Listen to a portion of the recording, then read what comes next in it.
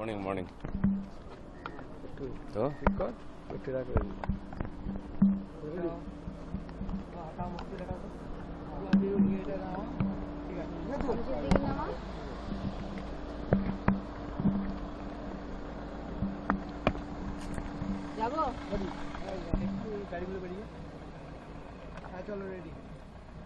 জাতীয় গান বন্দে মাতরমের অপমান করলে পেতে হবে শাস্তি। এবার এমন আইন আনতে চলেছে কেন্দ্র। সোমবার সংসদের বাদল অধিবেশনের প্রথম দিনেই রাজ্যসভায় এই সংক্রান্ত বিল পেশ করবেন কেন্দ্রীয় স্বরাষ্ট্রমন্ত্রী অমিত শাহ। এই আইন তো দেশে অনেক আগে হওয়া উচিত ছিল। বিশ্বের কোনো দেশের তাদের জাতীয় গান জাতীয় সঙ্গীতকে কেউ অপমান করার সাহস পায় না। এখানে অবশ্যই এটা কম্পালসারি করা উচিত, কারণ জাতীয় পতাকা থেকে জাতীয় সঙ্গীত জাতীয় প্রতীককে নিয়ে এখানে অনেক হাসি মজাক করা হয়। সে অধিকার কারো নাই, রাষ্ট্র সর্বোপরি, এটা আমাদেরকে শেখাতে হবে। আর যে মানবে না তার জন্য আইনি ব্যবস্থা হবে। বঙ্গে মহারাষ্ট্রের এটিএস মডেল এবারে দেখুন, যে সরকার যে কাজ করে সফল হয়েছে সেগুলোকে আমরা এখানে প্রয়োগ করব, কারণ এখানে কোনো মডেল নেই। যে যা ইচ্ছা করতে হয় এরকম মডেল, সেটা চলা উচিত নয়। সেজন্য আইন শৃঙ্খলা প্রতিষ্ঠিত করা, প্রশাসন সুচারুরূপে চলবে, এরকম যা বিভিন্ন রাজ্যেতে হয়েছে সেটা এখানেও ব্যবহার করব আমরা। বিধানসভায় আজকে 3টি বাজেট, স্বাস্থ্য বাজেট, পঞ্চায়েত বাজেট, পরিবহন বাজেট, কি চমক থাকছে? এই সপ্তাহটা পুরো বাজেট ডিপার্টমেন্টাল বাজেট হবে। পিছিয়ে গেছে 10-12 দিন, এটা আগে হওয়া উচিত ছিল। সেই জন্য সরকার অলরেডি বাজেটেতে আমাদের মাননীয় অর্থমন্ত্রী ঘোষণা করে দিয়েছেন বিভিন্ন বিভাগকে যেভাবে বন্টন করেছেন অর্থ, এটা তো ঐতিহাসিক, এর আগে এত হয়নি। ভাতা থেকে আরম্ভ করে কর্মচারীদের বেতন বাড়ানো, সবাই খুশি আছেন। তো ডিপার্টমেন্টাল বাজেট যেটা, অনেক ডিপার্টমেন্ট যেগুলো, যেমন আমাদের পঞ্চায়েত ডিপার্টমেন্টে জিরামজির কাজ শুরু হয়েছে। আগে নারেগা ছিল, 4 বছর ধরে বন্ধ ছিল। এই ডিপার্টমেন্টে কোনো কাজই হতো না এই বিষয়ে। 14,000 কোটি টাকার বেশি তাতে আমরা খরচা করব, তো তার জন্য বন্টন হবে। এই ধরনের গুরুত্বপূর্ণ বিষয়, সমস্ত বিভাগের বাজেট ক্লিয়ার হয়ে যাবে আজকে। আর সবাই নিশ্চিন্ত থাকুন, খুব ভালো বাজেট হবে। নিয়োগ নিয়ে কি কিছু আজকে বলা হবে? পঞ্চায়েত নিয়োগ সেটা সরকার যথাসময়ে নোটিফিকেশন জারি করবে। আর কথাবার্তা চলছে, তার জন্য আমাদের কিছু বিল আনতে হচ্ছে, ল অ্যামেন্ডমেন্ট করতে হচ্ছে। যে এখানে জেলায় জেলায় নিয়োগের ব্যবস্থা ছিল, সেটাকে চেঞ্জ করে পিএসসির মাধ্যমে করার জন্য একটা আলাদা নোটিফিকেশন পরে জারি হবে। আপাতত বাজেট নিয়ে চলছে এবং শেষে কিছু বিল পাস হবে। ম্যানগ্রোভ অরণ্য নষ্ট করে কোথায় কোথায় রিসোর্ট তৈরি হয়েছে এবং কার কার মালিকানায় তৈরি হয়েছে, বিগত তৃণমূল নেতা মন্ত্রীদের প্রভাব কতটা ছিল, এ বিষয়ে জানতে অডিটের সিদ্ধান্ত। নতুন করে ফাইল খুলে রিসোর্ট ধরে ধরে অডিট করার নির্দেশ বনমন্ত্রী মনোজ রায়ের। এবার কি তাহলে ম্যানগ্রোভে বুলডোজার চলবে? দেখুন, বহু ফরেস্টের জায়গাতে দোকানপাট, বাড়ি, হোটেল হয়ে গেছে। হোটেল নদীর ধারে, সমুদ্রের ধারে, ইরিগেশনের জায়গায় এগুলো অবৈধভাবে নির্মাণ হয়েছে, যাতে আমাদের এই যে দুর্যোগ হলে অসুবিধা হয় তার সুরক্ষা দেওয়া যায় না। নদী বাঁধ ভেঙে যাচ্ছে, লুট হয়ে যাচ্ছে। এ বহু কাজ বহুদিন ধরে হয়ে এসেছিল অনৈতিকভাবে। সমস্ত কিছু দেখা হচ্ছে, খুঁটিনাটি অবৈধ কিছু হলে সরকার তার প্রতিকার করবে। রাজ্যের ট্যাক্সি চালকদের জন্য এবার নতুন পদক্ষেপ করলো বিজেপি সরকার। গাঁটছড়া বাঁধল ভারত ট্যাক্সির সঙ্গে। চালকদের আয় বৃদ্ধির পাশাপাশি যাত্রীরাও কি এবার কি সুবিধা পাবে? নিঃসন্দেহে এখন এখানে কোনো কিছু রুল ছিল না, যে যা ইচ্ছা করতো। একটা রুলের মধ্যে সব নিয়ে আসার চেষ্টা হবে, যাতে সাধারণ মানুষের সুবিধা হয় যাত্রী হিসাবে, এবং যারা সেবা দিচ্ছেন তারাও যারা উপকৃত হন। এমনকি ধরুন টোটো মানুষের সুবিধার জন্য এখানে এন্ট্রি দেওয়া হয়েছিল, এখন এটাই সবচেয়ে বড় যানজটের কারণ হয়ে গেছে। এ নিয়েও সিস্টেমেটিক করার কথা চলছে। আমি তো মেদিনীপুর জেলাতে বলেছি এসপিডিএমকে, তারাও এটাকে একটা রেজিস্ট্রেশন করে সিস্টেমেটিক করার কথা ভাবছেন। 18 বছর 8 দিন 10 মাস পর 10 মাস 8 দিন পর আসছেন তাসলিমা নাসরিন, এবং তাকে চাপ দেওয়া হলো বামেদের পক্ষ থেকে নানান কটূক্তি, এবং তিনি বাধ্য হলেন বলতে যে বিজেপি আমাকে আনছে না, একটা সেকুলার সংগঠন আমাকে আনছে। না, যেখানে গণতান্ত্রিক পরিবেশই ছিল না, তাকে যেভাবে অপমানিত করে তাড়িয়ে দেওয়া হয়েছিল, সেই দিনটা আমি জানি। হঠাৎ দুপুরবেলা স্কুল থেকে বাচ্চারা ফিরছে, বাবা মা রাস্তায় বেরিয়েছেন, বাচ্চাদের নিয়ে বাড়ি ফিরছেন, হঠাৎ আগুন জ্বলতে আরম্ভ করলো, রাস্তায় বোম পড়তে আরম্ভ করলো, চারিদিকে আগুন দাও দাও করে, গাড়ি ঘোড়া বন্ধ হয়ে গেল, হাহাকার। কি ভয়ে ভয়ে মানুষ গেছে, রাত অবধি বাড়ি পৌঁছতে পারেনি। কারা করেছিল? সিপিএম কিচ্ছু করেনি, সেনা নামিয়েছিল, পুলিশকে তুলে নিয়েছিল, বুদ্ধবাবুর আমলে হয়েছিল, আমরা দেখেছি, এগুলো ভুলিনি। এই ধরনের একটা গত 2-3 বছর বাংলাদেশে যা চলেছে তার চেয়েও খারাপ অবস্থা ছিল এখানে।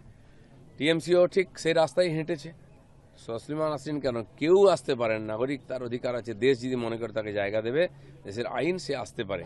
তাকে যেভাবে অপমানিত করে তাড়ানো হয়েছিল সেটা আমাদের কাছে লজ্জার। তিনি কি বাঙালি নন? যারা বাঙালি বাঙালি বলে তিনি আসবেন, যদি আইনের পক্ষে কোনো অসুবিধা না হয়, কি আটকাতে পারে?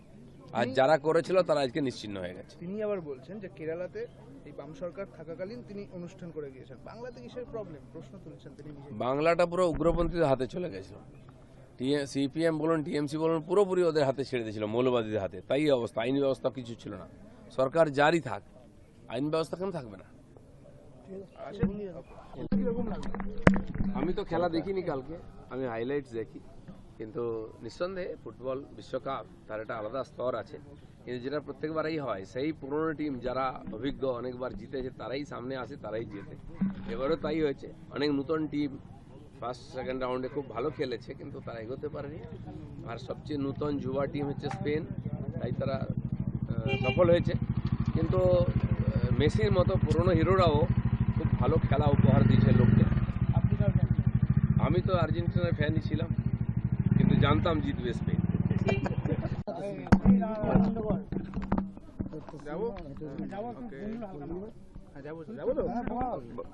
वंदे मातरम के लिए एक नया बिल आ रहा है, ये बिल का इम्पोर्टेंस कितना है, गुरुत्व कितना? नहीं, देखिए कितना दुर्भाग्य की बात है, राष्ट्रगान गाने के लिए बिल लाना पड़ रहा है, क्योंकि यहाँ राष्ट्रीय झंडा, राष्ट्रगीत, राष्ट्रगान का अपमान करना एक फैशन बन चुका था इतने साल तक।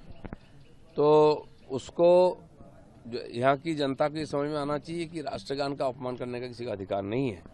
जो संसद में गाया जाता है, आज तो हर जगह हर स्कूल में गाने के लिए बाध्यतामूलक हुआ है, लेकिन उसकी सम्मान सर्वोपरि, और जो नहीं समझ पाएगा उसको समझाने के लिए कानून बनाया जा रहा है। इतना साल बाद तस्लीमा नासरीन आ रहा है बांग्ला में, और वो बोल रहा है जो बीजेपी नहीं मुझको यहाँ पर आ रहा है, क्योंकि जो वाम अमूल का जो वाम है, वाम नेता, वो कटूक्ति कर रहा है। देखिए, कोई भी व्यक्ति वैध वीसा और पासपोर्ट लेके कहीं भी जा सकते हैं। सरकार अगर अनुमति देती है तो कहीं भी जाएंगे। लेकिन यहाँ कुछ ऐसे लोग थे अपने के सेकुलर बोल करके, यहाँ जो फंडामेंटलिस्ट, जो टेररिस्ट, इनके हाथ में यहाँ का पूरा सब कुछ छोड़ दिए थे। वो दिन हम भूले नहीं है, जिस दिन तस्लीमा नसरीन को यहाँ से भगाया गया था अपमानित करके, और पूरा रास्ता में आग जला करके दंगा फसाद, बांग्लादेश जैसी स्थिति बनी थी। लोगों की भागदौड़ शुरू हो गया था, दोपहर से रात तक लोग घर नहीं पहुंच पाए थे। स्कूल के बच्चे बिना खाए इधर उधर भटक रहे थे। गाड़ियों में आग लगा दिया गया, हजारों गाड़ियों में। कोलकाता का वो चेहरा जो देखा है उसको अभी भी याद है। किसने कराया था? सीपीएम वाले कराए थे। वही लोगों ने बाद में सीए पारित जब हुआ तब पूरा बंगाल में आग लगाया। अब मंदिर में, बीजेपी का ऑफिस में, रेल बस सब फूंक दिए हैं। वही लोग हैं जो घुसपैठिया। 91 लाख जो माइनस हुआ है वोटर लिस्ट से, ये लोग थे, और इन्हीं को चढ़ा करके रखे थे, इन्हीं के वोट से जीतते थे लोग। अब देखिए परिवर्तन हुआ, इनका सफाई हो गया है, इसलिए जो भी इक्का दुक्का है ये लोग आलोचना कर सकते हैं और कुछ नहीं कर सकते। तो अब तस्लीमा नसरीन इतने साल बाद आएगा, तो ये जो वाम की तरफ से, लेफ्ट की तरफ से जो कटुक्ति आ रहा है, जो सिद्दीकुल्ला चौधरी भी कटुक्ति कर रहा है, सेकुलर, तो सिद्दीकुल्ला चौधरी है वही है, भोंपू है, दूसरे के बात पर बाजते हैं। इनकी कुछ नहीं करने का। टीएमसी का जमाने में बहुत कुछ कर लिए थे, अब उनको बोलिए घर में चुपचाप रहे। सिक्योरिटी के लिए तस्लीमा सरकार सबकी सिक्योरिटी देगी, और जो कानून के बाहर कुछ करेगा उसको समझ जाना कि क्या होने वाला है। कुछ घटना हुई है, सबके साथ वही बर्ताव होगा। एनसीपीआई के जो सांसद हैं वो कल पुराने पार्लियामेंट बिल्डिंग में बैठक किए हैं, जो कि ये जो पार्टी से अलग होकर टीएमसी की पार्टी अलग होकर नई पार्टी करेंगे, उसका रजिस्ट्रेशन को लेकर, और ऋतुव्रत बनर्जी भी दिल्ली पहुंचे, वो बैठक कर रहे हैं तृणमूल के लोगों को लेकर, क्या बोलेंगे? नहीं, देखिए टीएमसी में क्या हो रहा है, क्या होगा, इसमें हमारा कोई लेन देन नहीं है। आरपीआई कोई पार्टी है, सुना कि रजिस्टर्ड पार्टी है, तो रजिस्टर्ड पार्टी तो उसमें कोई भी राजनीति कर सकते हैं, उसमें लोग ज्वाइन भी कर सकते हैं। बाकी संसद में क्या होगा, माननीय स्पीकर उसका सर्वोपरि देखेंगे। कल अंतर्राष्ट्रीय समय दिया गया था, अभिषेक बैनर्जी बोले थे कि 1 घंटे में सब वापस आए, मैं पार्टी से इस्तीफा दूंगा, लेकिन 1 घंटे की कई दिन चले जा रहे हैं, उससे कोई फर्क नहीं पड़ता है। अब जब सोच के क्या होगा, चिड़िया चुग गई खेत। देखिए, दूध एक बार कट जाता है ना, उसको जोड़ना मुश्किल है। अंतर्राष्ट्रीय विश्व कप में स्पेन जीत गया, अर्जेंटीना को हरा दिया। होना था, युवा टीम, उसको जीतने का संभावना था, लड़ाई देखा, लोगों ने मैच देखा, बढ़िया रहा, लेकिन संभावना वही था जिनके पास जुआ है, टोटल फुटबॉल खेलते हैं स्पेन, आपका तो उन्होंने जीता है। फैन था। मैं तो अर्जेंटीना का फैन था, लेकिन मैं जानता था स्पेन जीतेगा। राजनीति हो या क्रिकेट, देश विदेश की ब्रेकिंग हो या आपके मोहल्ले की बड़ी खबर, सब मिलेगा एक ही ऐप में, सबसे तेज और भरोसेमंद। अभी डाउनलोड करें दैनिक भास्कर डिजिटल।